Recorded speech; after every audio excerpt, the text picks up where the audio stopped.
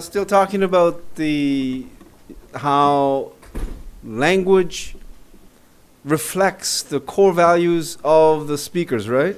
So we talked about sexism in Korean language. What else did we talk about? The emphasis on eating, emphasis on hierarchy. The last one, which I have added very recently, is from the comment I got from a student in another class. Was it you?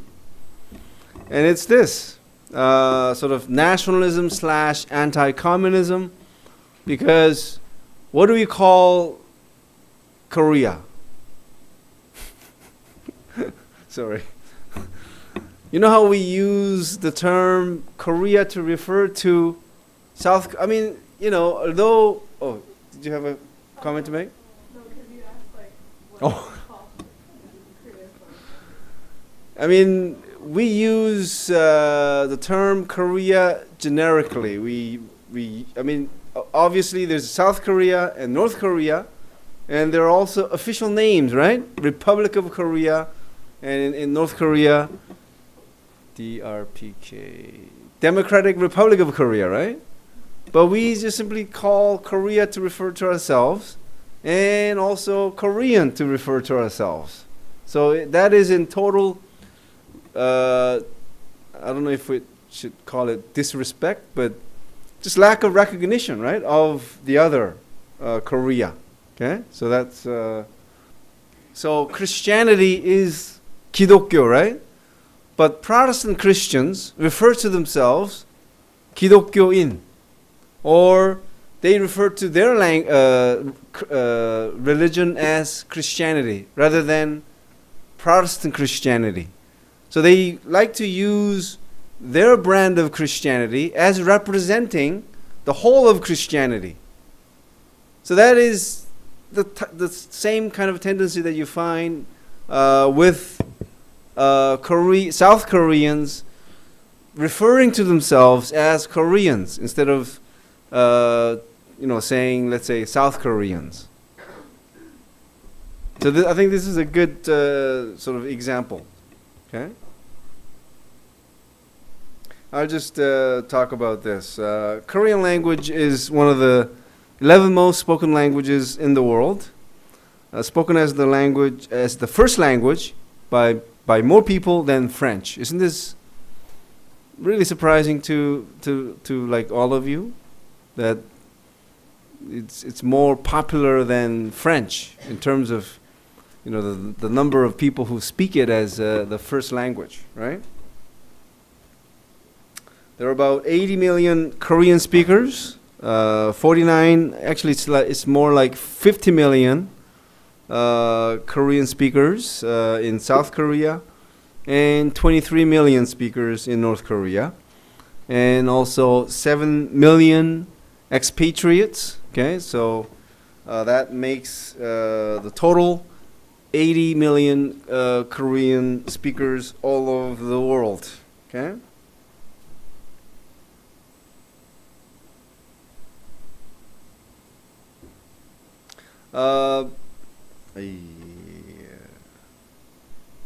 Okay, just a thing to know is how Korean uses a lot of Sino-Korean words. I mean, words that originated from China, right? So these loan words account for about 60% of the Korean vocabulary, and only about 35% are of Korean origin. Okay, and 5% comes from loan words from other languages, 90% of which are from English. Okay.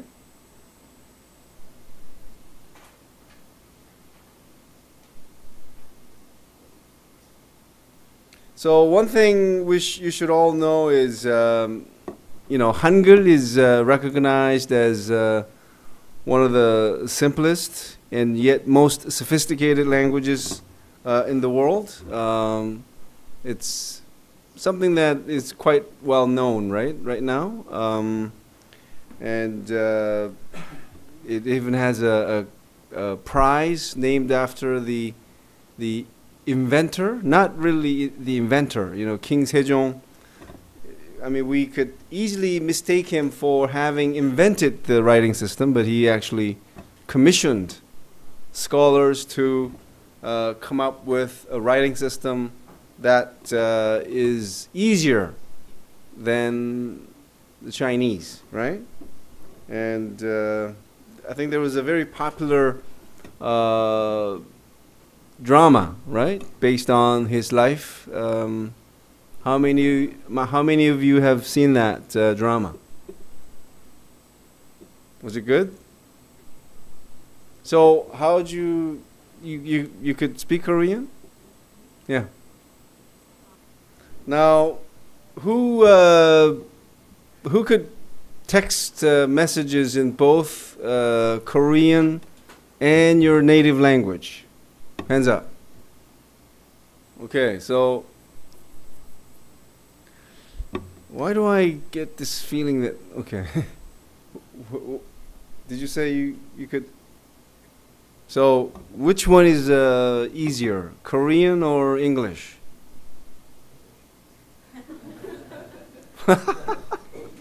Well, that's the first time. Anybody who wants to agree with him? The hard part about texting in Korean is because like a lot of the letters, like they sound the same, like and the other right? Like it's literally like it's the same sound, but like it's interpreted differently. So when I type Korean, sometimes like I mess up. Like people are like, "What are you trying to say?" Or you have to get used to sort of a double punching of the key to get a particular sort of Korean alphabet, right? Yeah. Oh, microphone.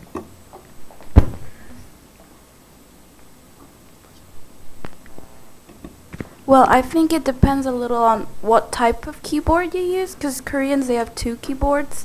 They've got the QWERTY, which is like the computer keyboard, but they've also got the Cheonjin, the what's that? Sky, the one where it uses the dots. And if you use that, it's a lot easier to type Korean. Okay. So. Anyway, I think today's class marks the first time where I get mixed reviews or mixed views on whether Korean is easier to text than other languages. But I guess what's easiest is what you're most familiar with, right? So I think for those of you who really text messages a lot in English, that's probably the easiest language that you could use to text messages. But suffice to say, I think if you have learned second language or third that is not related to your native language, I think the impression that the Korean language is easy to learn is well warranted, right? Especially because it has a very simplified set of alphabets, right? The Korean alphabets. I think you're getting some mixed opinions because of the introduction of smartphones. Because before, when we had to type in English, we had to use like the ABC at one on the I see. And the other, yeah. So it was much harder to type in English then. It was a hassle really doing that. Oh. That's an excellent point. It but makes a now lot we of have like sense. a keyboard, so it's much easier just like with one. Very click. true. Okay. Now we turn to the third most important component of Korean culture. That's norms. Now, again, the most formalized set of norms are laws, right? But we're talking about cultural norms, so it's more like an etiquette. So, I mean, for the midterm exam, I will not ask you to list norms, because it's probably something that you already know too much about. Okay, at least as a way of familiarizing yourself with what norms are. As you remember, there are prescriptive and prescriptive norms. What would be the most important norms that you must know as, let's say, somebody temporarily living in Korea? I know it takes foreigners a long time to remember to take off shoes in certain situations. Like, there's some restaurants where you have to take off your shoes before you go into houses, things like that. Am I right? Of course, I think at restaurants it's quite obvious, right? You see all the shoes as you enter. But I think the homes are less obvious, because some very neat homes, they usually hide the shoes. You know, they put the shoes in the shoe boxes and cabinets, so you sometimes don't see any shoes. So you think, oh, now can I actually walk in without taking off my shoes? But well, I haven't seen any house in Korea or apartment where people wear shoes inside, right? So I think it's something that we all know about, but I guess it still takes some getting used to, right, for foreigners. Okay, what else? Well, okay, for me, at least as a foreigner in Korea, when I first got here, I don't know if this is a norm, but I had to get used to like utensils, like chopsticks, because I don't use chopsticks in the U.S. So I don't know if that's a norm, but like I'm not exactly sure. And I guess the bowing as well, like when you come into a place where you're meeting somebody for the first time, like you nod your head or something like that. So I think that's a norm that I had to get. But hasn't the use of chopsticks become universal now? You know, this is something that I think young people today will not know. But like 20, 30 years ago, it wasn't a hip to know how to use chopsticks. Because I think there was some kind of a, you know, I don't know if you could call it racist, but I mean, to say that you know how to use chopsticks was not something that you could brag about. You know what I'm saying?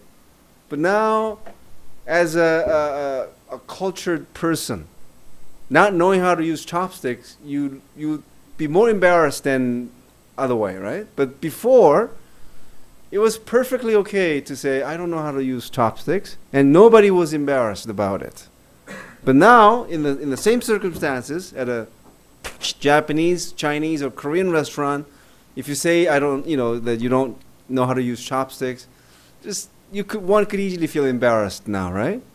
Am I right on that or not? Okay, so I think yes. The man at the back first. I was gonna comment on the bowing thing. Okay. And actually, it's kind of strange because, as a foreigner here and also dealing with a lot of internationally oriented Koreans, like I still, even though I've been here for 2.5 years, get confused, or I'll do like both at the same time because somebody will wave and then I'll wave. Like it's still kind of this awkward. I don't know if I should conform or if they should, like, we're both kind of changing the way that we would greet each other at the same time. It's kind of a changing norm, but also I don't know, it's kind of an awkward phase. I totally understand, but having experienced both waving and bowing, do you have a preference? Is it what's more humane and polite way of greeting? You know, well, is there anybody who comes from a culture where both parties always greet like this in a very polite way? Because the Korean way is very unequal, you see? Between strangers and people who are not friends, they bow to each other. But in the case of unequal relationship, one bows and the other is like, yeah, hey, how's it going? You see what I'm saying? But I wonder if, like, is it Thailand where you just go like this? Does it matter whether you're an older person or not? You do it all the time? Because I think that is more beautiful than one in which you sort of have to size up the situation and and decide whether you should bow or wave or just go, yeah, you know, stick up your head, you know. Okay, yeah, sorry.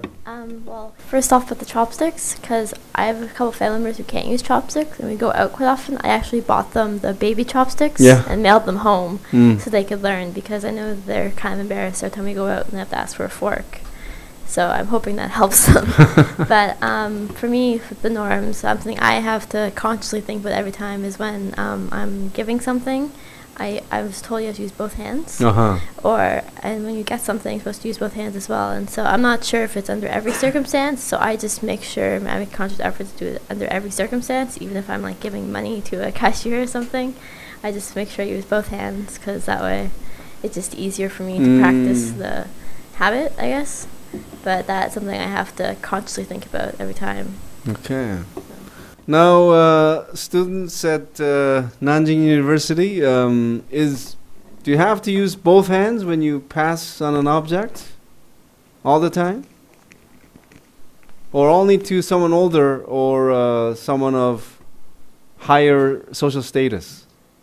Oh, my question was whether Chinese also use both hands to receive an object or pass on an object? Oh, we seldom use two hands to pass. Oh, okay. Or to pass things. So is it only to someone older and someone of much higher social status, or just to anybody? Sometimes, especially to the elders or with high standard person. Okay, thank you. What about the is there any Japanese student? Okay. Yeah. What about, so you use both hands? I'm not sure, but I think we use both hands. So I'm a little bit confused that sometimes Korean use like the when I see like these hands, I visited Korean. Even though Korean and Japanese are similar, including society and our looks. Every time I see these hands, I feel I'm in Korea now. Okay, thank you. Any other norms that you could,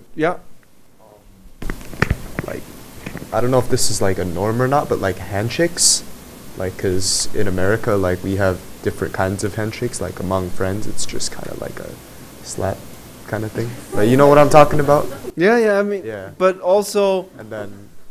Go ahead. More formal thing, saying like oh, hello to a boss or something. Like, it's like I was told, like, you have to be firm. Like, it's got to be a firm handshake. Like, because if it's a weak handshake, like. Well, I'll tell you this much.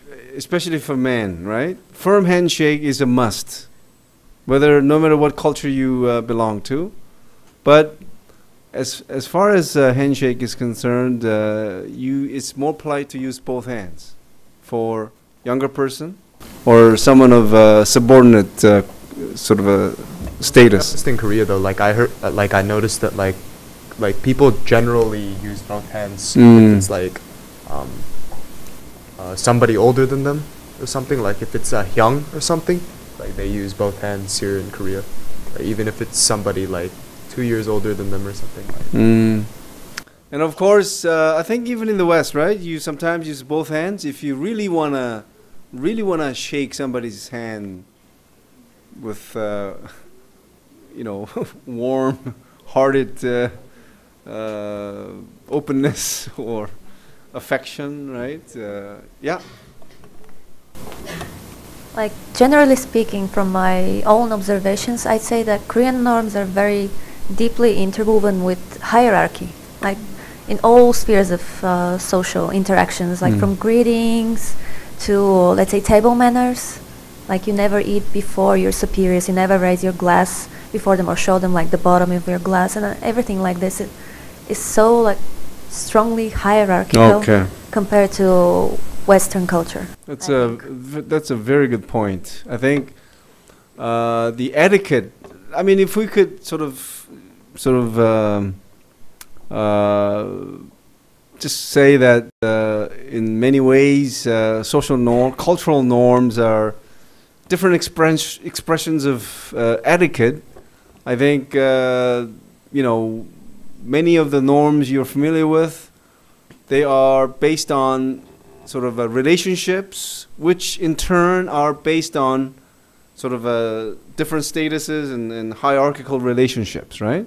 Whereas in the West, it's more about being considerate of others, right? So I think no matter how old you are in the West, for example, burping is a violation of an etiquette, right? Right? But but in Korea, I think if you're old, you have freedom to do it. And nobody will say, "Hey, how could you, burp in public?" Right? It's sort of accepted thing.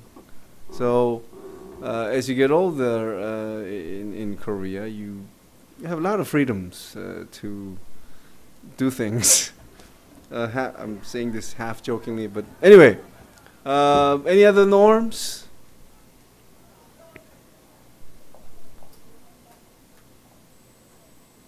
Yeah. This is more of a behavior, but what about smoking for guys in Korea? I mean, it's kind of looked down upon when girls smoke, so I noticed that a lot of girls smoke in the bathroom. Yes. So. Is this speaking from a personal experience? No, I'm just observing. I'm just kidding. Good thing the camera is not on you, huh? Anyway, it's total joke.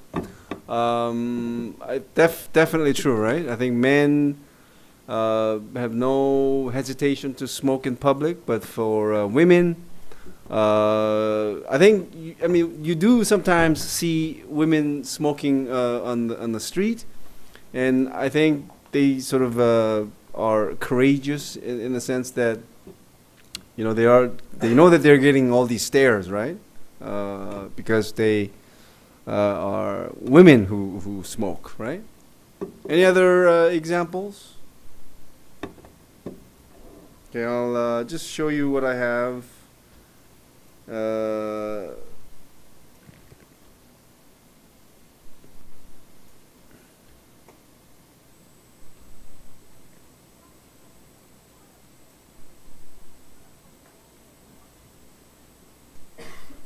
I think the last one is something that you may not know, right?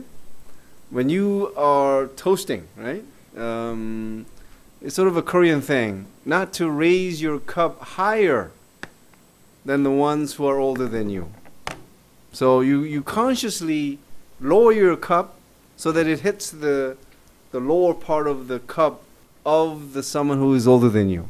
I mean, if you're drinking with someone like 2-3 years older, it's okay. I'm talking about, for example, at a company setting. Let's say you start working, and you go out on a company dinner. So that's when you at least pretend to show your respect to someone who is superior to you, right?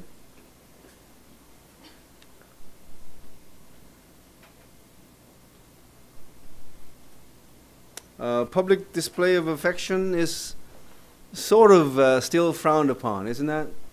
I mean, it's more open now, right? You see more people being affectionate on subway trains and all that, but still, compared to what you get to see in the West, it's really very... You happen to see, sorry. Yeah, you happen to see, not...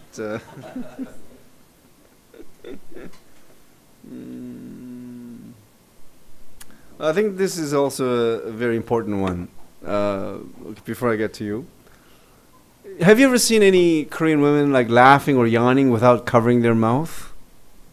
Seriously? Of course there are exceptions, but in general, it's It's almost like, right? And it's not true for men. I mean, covering your mouth when yawning is, I think, universal, like for both men and women. But covering your mouth even when laughing is very, very female specific. Okay? And that's universal in Korea.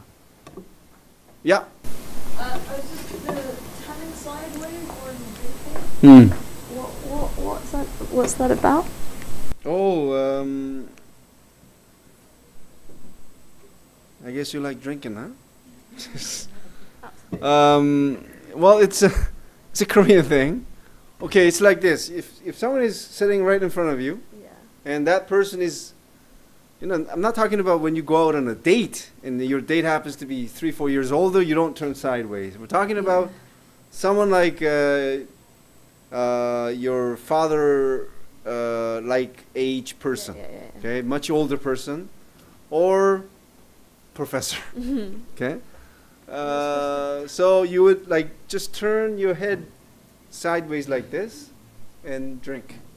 That's good. That's polite. It's expected, actually. Why this is a thing, I don't know. Only drink, when drinking, not water. But I think some really, really conscious people, even when drinking water, they may turn slightly. Okay? But for drinking alcohol, it's really a thing to do. Okay, like if you like, sitting in front of this older person, a much older person, and just gulp down beer, then you are, Chaemyeong. What's you'll be excluded from the group. And also, oh my god, and also, with the laughing, is it like rude to not? Is it rude to not cover your mouth when yes. Am I? Well, correct me if I'm wrong. I mean, not that people will think that you're rude, but you'll be thought of as someone who doesn't really know all the etiquettes, so anyway. I was just gonna say, don't they also turn around and then cover their... Oh, yeah. I almost forgot. So it's not just turning sideways, but you also cover. Okay, this is the most polite way. Okay? You could do this. But at the same time, if you do this, wow, you're really a woman of virtue. Okay? Isn't this amazing? Now, if you really want to show your virtue, you just simply bow down below the table, out of sight, and drink. I'm just kidding. Yes. I was just wondering why they have to cover their mouths. And I noticed even when women are talking on the phone, they'll cover their mouths. Or if they're talking to on the subway, if they're talking to each other, they'll lean over and go like that. I mean, this is to... Yeah. No, but I mean the laughing or the laughing and everything. Even when I don't know where this tradition comes from. Okay. Because this is again sort of thing that is imposed upon women only, right? Yeah. So yeah, I see people covering their mouth, but not for when they cough.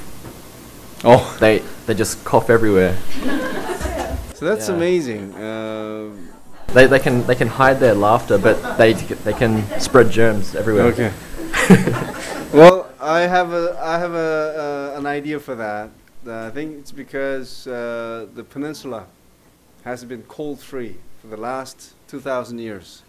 So it's a thing that has been brought in by foreigners. Just kidding.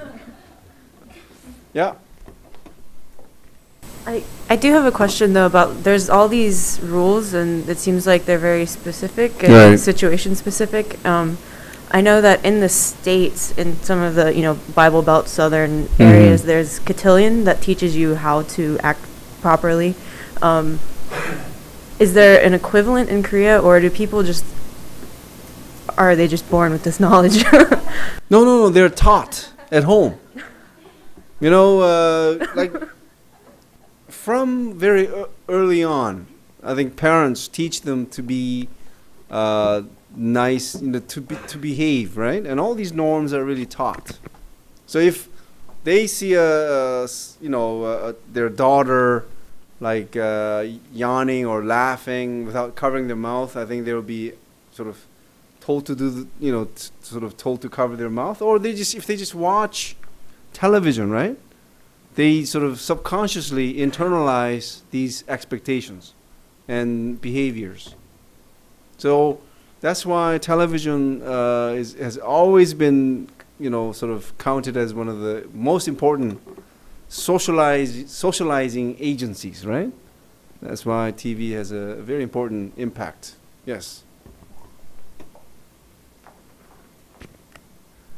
Can we include in our list Ajumma power? Because Ajummas can do anything. They can make anything happen in Korean society. So how is that related to norms? Because you mean they can violate all these norms and get away? They have a set of rules only for them.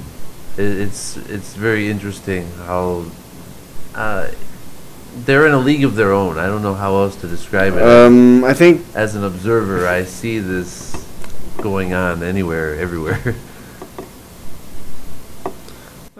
I don't know if we could really generalize like this, because we do have different groups of Ajumma, right?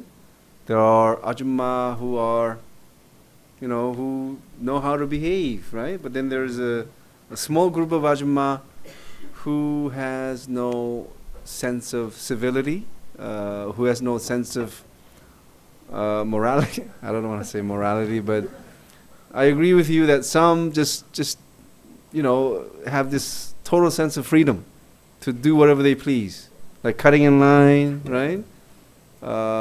Just making a lot of noises on subways, making phone calls, taking off their shoes wherever they sit. Ajumma, yeah, seriously embarrassing. I have a question about the refusal, like saying no 3 times. I think it's kind of paradoxical, I don't know what it's, but because you have to refuse 3 times before you accept something, but I know that also it's impolite to refuse, let's say, to someone like of a higher status, like you say, okay, let's go drinking, and you can't really say, oh no, sorry, I don't want to drink, I'm going home. Like, you have to go, even if you don't want to. Ultimately, right? you have to say yes. Kind of paradox, right? The answer is yes, ultimately, whether you like it or not. But the rule is 3 no's. No, yes. Or sometimes you could skip the 3rd no and just go with two no's and 1 yes. So no, yes. But if you just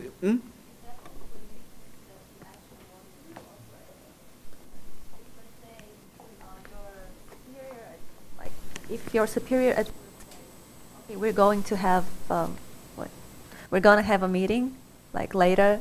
So do you say no, yes, or do you just say yes? For something formal like that, you can't say no, right? Yeah, so I think even for company dining out or drinking, you're pressured not to say no, right? So there, you may throw in a faint no, but you have to go, right? But I think what's more culturally important is how, even if it is something that you like a gift, right? I mean, I have given many gifts in my lifetime, but I don't think I've ever seen a person who just grabbed it right away by saying thank you. It was always, oh no, you didn't have to, And even I must confess, every time I did receive a gift, it was like, oh no.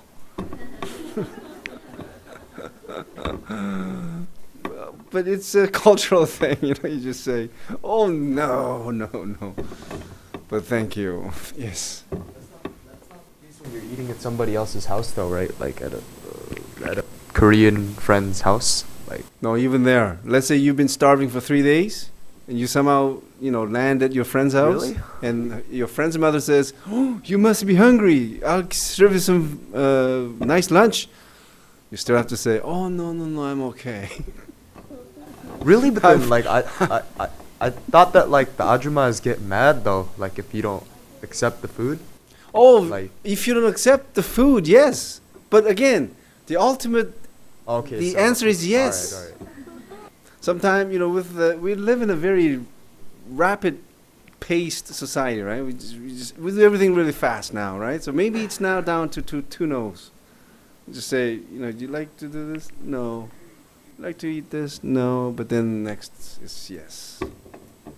Of course, I'm generalizing, but this sort of saying no thing is still there, definitely. Okay. Okay. So, students at Nanjing University, do you guys also say no a couple of times before saying yes? This is a very culturally significant point. On a bowl of rice, you don't put chopsticks standing upright. Why? Because, I was told it's like the incense that you leave in front of the graves. That's what I was told. Oh, well, The that is chopsticks. unofficial explanation. That's What my I'm aunt told about to me, tell and you she's is Korean. official. During ancestor worship, you know how you prepare sacrificial food? Mhm. So you stick the chopsticks onto the bowl of rice to serve the ancestral spirits. So when you do that, so the act of sticking chopsticks onto the rice is sacred. But now when you are just eating on a daily basis, if you do that, it's a profane activity. Right? You're what's the word when you violate this sacred sort of a thing? Sacrilegious? Taboo, sacrilegious. Desecration, sort of. A little extreme sounding. Okay. Was there a hand about this? Men pay. So if you have been out on a date where you had to pay your share, you went out on a bad date in Korea. Just kidding. I think it's changing, but to share my 2 cents about this, even in the United States, back in the 1960s and 70s, men paid. But with the feminist movement, they said, "Now we're gonna pay, because we're not gonna owe anything to men, because it's a equal relationship, and just by having this man pay for my dinner doesn't mean that I have to kiss him," kind of thing, right? But what's happening in Korea? I think women will still say, "Hey, you pay," It's a man thing, right? Doesn't matter. Men pay. Oh, but of course, if man happens to be a student, and an older woman happens to be someone who works, I think she'll probably pay.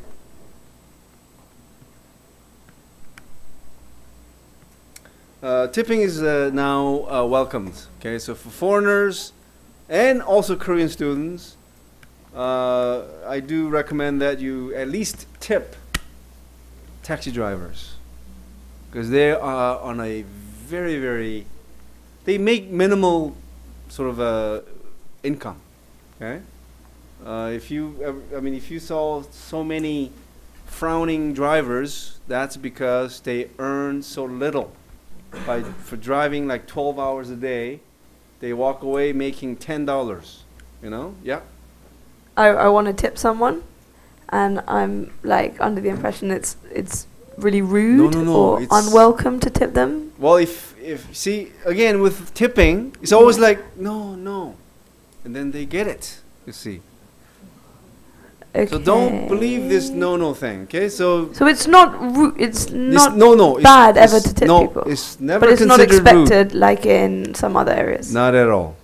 Okay. I mean, the only awkward situation you will create by leaving a tip is when you leave a tip at a 분식점, you know, where they serve like a Korean fast food restaurant. You know, where they serve like bibimbap. You know, like 김밥 천국. Yeah. What do you call those places? Like corner restaurants, like a diner type places. Yeah. That's where you don't leave tip. Okay. But if you're served by a person, like if you go to a, let's say, Chinese or Japanese restaurant where you're served like a course meal, you know they all receive your tip. Okay. But more than anything else, taxi drivers. Okay. Okay. You know how taxi drivers make their living? Driving taxis. As soon as they take out a that's very good. As soon as they drive a taxi out of the taxi company compound, they drive for 12 hours, and they owe the taxi company like $100. See, the problem with that is, let's say you are so tired or you're sick. Guess what happens? You still owe the taxi company $100. And you know how cheap the taxi fare is, right? So that's why they drive like crazy, just to pay for that $100. And I've seen so many cheap Koreans who would tip so much at a hostess bars, and yet when they get on taxis, you know, just even receive the like 20, 30 cents, you know, waiting for the taxi driver to count. My God. Yeah. This is kind of off topic, but I had a question about your voice volume in the subway and the buses. Oh, like you when saw you're on me the speak on the subway? I mean, like when I'm on the phone, Yeah. I just talk in my normal tone, and then they look at me. So I was wondering if there was like a certain, like you have to keep quiet while you're talking, or like when you're talking, you have to cover your mouth. I think gesture is more important than actual volume. Yeah, because if you cover your mouth and still speak loudly, I think they'll just say, "Oh, she must have a high tone voice," Oh, okay. rather than being rude. Mhm. But if you speak very quietly and don't cover your mouth, they'll be like, you know, because I think we get so much information and make so much, you know, decision, or we pass on so many judgments based on visual information. So I think covering your mouth is very important. Oh no, like on the same topic, like when I actually came to Korea, we actually, the friends I had here before actually got yelled at by an older gentleman for talking on the train, even though they were like covering their mouths and like whispering to each other. Yeah. Because I remember the people who were the head of the group had to like defend them, but then he actually told them that he was talking to them, not to the guy, so they didn't even really have anybody to defend them.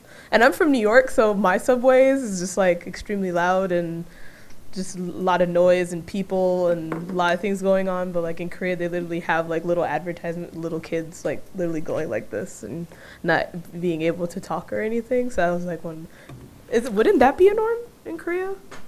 I think people just are not used to having foreigners speak like even half loudly on subways. So I've heard many stories from Americans and Korean Americans who got yelled at for carrying on conversations in English. So I think what bothered some people was the fact that they were speaking English and they were speaking not politely. Politely meaning Koreans speaking Korean could carry on their regular conversation in a regular tone. But if Americans did the same thing, somehow it bothered them. Although it was not high-pitched tone, they somehow took that as offensive. It's like, you're in Korea, so don't talk like as you do back home kind of thing. And that's my take on that. And I did see some Americans personally who did speak very loudly. Again, some. They're just acting as usual, actually, right?